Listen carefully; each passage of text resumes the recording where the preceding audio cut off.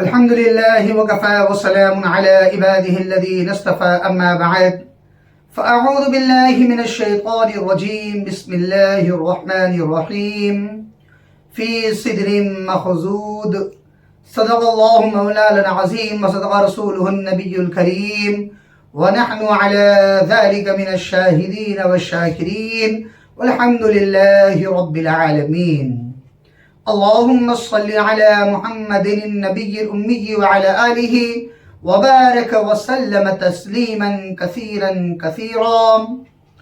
تمام تعریف اللہ کے لیے ہے جو سارے جہان کا رب ہے، جو رحمان ہے اور رحیم ہے۔ محترم ناظرین، اللہ تعالیٰ نے جناب آقا محمد مصطفیٰ صلی اللہ علیہ وسلم کی امت میں مجھے اور آپ کو پیدا فرمایا ہے۔ اللہ تعالیٰ نے پوری کائنات کو وجود بخشا ہے۔ اللہ تعالیٰ نے مجھے اور آپ کو زندگی عطا فرمائی ہے۔ یہ اللہ کا ایک بہت بڑا احسان ہے۔ جناب آقا محمد مصطفیٰ صلی اللہ علیہ وسلم کا زمانہ، آپ صلی اللہ علیہ وسلم کا دور کا خیر القرون ہے۔ ابھی تک کے زمانوں میں، قیامت تک کے زمانوں میں سب سے بہترین اور سب سے اچھا دور، سب سے اچھا زمانہ اگر کوئی زمانہ ہے تو کہا وہ جناب آقا محمد مصطفیٰ صلی اللہ علیہ وسلم کا زمانہ ہے۔ اس زمانے میں کا قرآن کا نزول ہوا، اس زمانے کے اندر اللہ رب العزت کی مدد آیا کرتی تھی، اس زمانے کے اندر جناب آقا محمد مصطفیٰ صلی اللہ علیہ وسلم کے ہاتھوں پر صحابہ کرام ایمان لایا کرتے تھے۔ اتنے عظیم شخصیتیں اللہ رب العزت نے میرے اور آپ کے آقا محمد مصطفیٰ صلی اللہ علیہ وسلم کو عطا فرمائی ہے کہ جس کا کوئی ثانی نہیں، صحابہ کا کوئی ثانی نہیں ملتے ہوں، کہ ایک ایک باتیں، ایک ایک چیزیں حدیث میں آتا ہے اصحابی کالنجوم فبأیہم اقتدیتم اہتدیتم، کہ میرے صحابہ تو ستاروں کے مانند ہے، کسی ایک کی بھی اقتدا کر لو گے تو کہ راہ راست پہ پہنچ جاؤ گے۔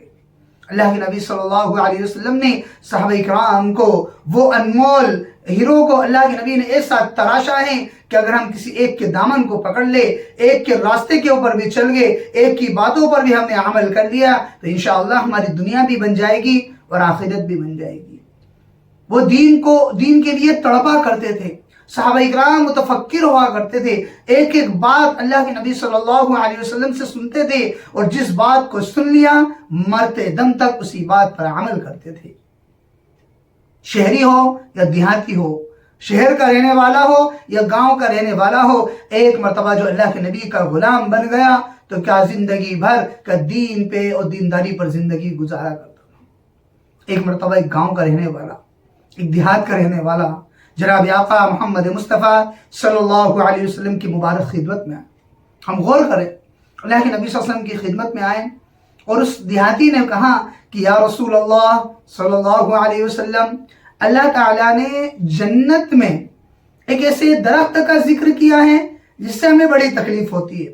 سوال دیکھیں، دیہاتی لوگ، گاؤں کے لوگ سوال کرنے میں ڈرتے نہیں تھے، سوال کر ڈالا کرتے تھے، کیونکہ ان کے سوالوں کے ذریعے سے ہی ہمیں اللہ رب العزت نے دین پہنچایا ہے۔ تو سوال کر رہے ہیں، سوال دیکھیں ہم کہ اللہ رب العزت نے جنت میں ایک ایسے درخت کا، ایک ایسے جھاڑ کا تذکرہ کیا ہے کہ جس سے ہمیں تکلیف ہوتی ہے۔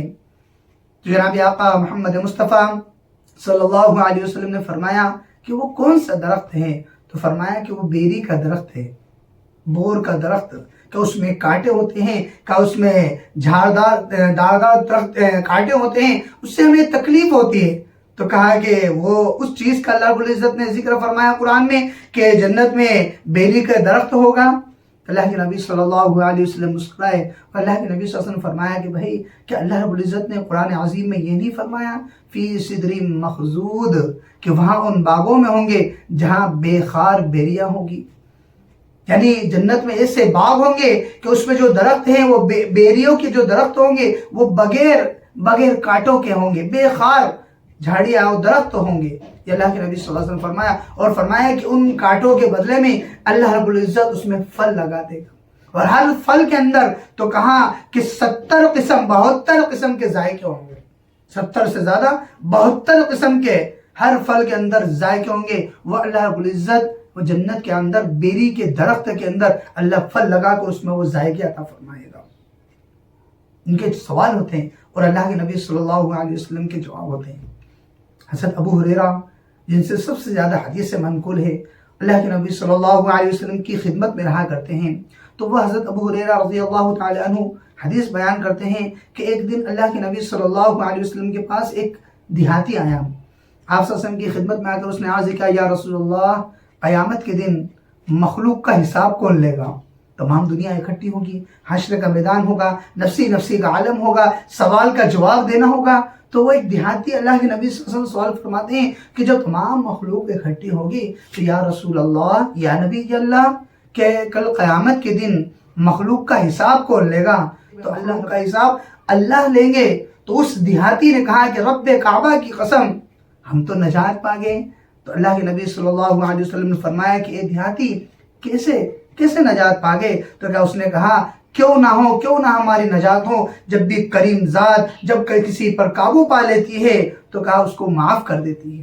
جب طاقتور شخصیت یا کریم ذات کسی پر قابو پا لیتی ہے تو کہا کہ وہ ماتحتوں کو کہا کہ معاف فرما دیتی ہیں۔ جب اللہ رب العزت ہمارا حساب لے گا تو کہا اللہ کی کریم ذات طاقتور ہے، پاور ہے، لیکن اللہ غفور ہے، رحمان ہے، اللہ رحیم ہے، تو اللہ رب العزت ہمیں معاف فرما دے گی۔ اللہ رب العزت ہم سب کو دین کی باتوں پر چلنے کی توفیق نصیب فرمائے، اور دین کی باتوں کی کھوج بین اور دین کی باتوں کی تلاش کرنے کی توفیق نصیب فرمائے، اور جو بھی اچھی باتیں ہمیں ملے ہم خود بھی اس پر عمل کریں، اپنے دوستوں تک بھی ایسی باتیں پہنچائیں، کیونکہ یہ جو ہم نے چینل بنایا ہے، جو ہمارا چینل ہے مفتی نعیم، ابھی تک اگر آپ نے سبسکرائب نہیں کیا تو ہمارے چینل مفتی نعیم کو سبسکرائب کریں۔ اچھی باتیں ہم آپ کے سامنے لاتے رہتے ہیں، دین کے جزو، دین کی باتیں، حدیث، قرآن پاک، تمام چیزیں وظائف کی شکل میں ہم آپ کے سامنے باتیں لاتے رہتے ہیں۔ تو اگر ابھی تک آپ نے ہمارے چینل مفتی نعیم کو سبسکرائب نہیں کرائے تو سبسکرائب کر لیں، اور لائک بھی نہیں کرائے تو لائک کریں، اور دوستوں میں شیئر کرنا نہ بھولیں، کیونکہ دین کی باتوں کو پہنچائیے۔ اگر دین کی باتیں دوسروں تک پہنچے گی تو وہ بھی اس کو سمجھ کر اس پر عمل کرنے کی کوشش کریں گے۔ اور اگر آپ کا کوئی مسئلہ آئے تو ہمیں کمنٹ کر کے ضرور بتائیے۔ جزاک اللہ خیر، آمین یا رب العالمین۔